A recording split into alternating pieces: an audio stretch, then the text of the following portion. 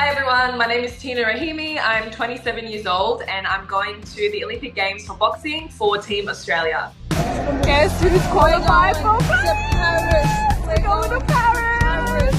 Go to the Olympics! I was born here in Australia, so I'm an Australian citizen. My parents are Iranian, so my parents came to Australia when they were young. My dad actually came here through wrestling. He was a champion in Iran and in Australia. So when I was 21 years old, I started pursuing makeup as a job. I always liked, wearing makeup, and I was always doing my sister's makeup and all my friends. So I thought I would start that as a job. In the same year, I also started boxing, but boxing was just more so to get fit and lose a bit of weight. And I just became really obsessed with it. And I stopped doing makeup because I wanted to dedicate more time to boxing.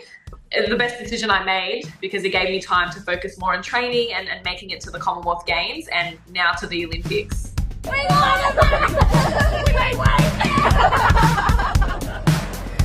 think the most challenging part for me was being different. I feel like I don't look or I don't dress like everyone else. So when I am wearing the hijab, it gets really, really hot. I can't just wear a singlet or I can't just wear my shorts because that's, I choose to wear the hijab. So there's a feeling of satisfaction, and it just feels, that it doesn't matter what you're wearing at the end of the day. It's, the result speaks for itself. Like, even though I was hot, even though it was really humid and I was sweating, I still became an Olympian, and I didn't let that challenge affect me from qualifying. Olympics is in France in July. It's not something that I'm going to just take easy. It's something that I'll be training extremely hard for. I know that I will be standing on the podium. Yeah, I'm really excited.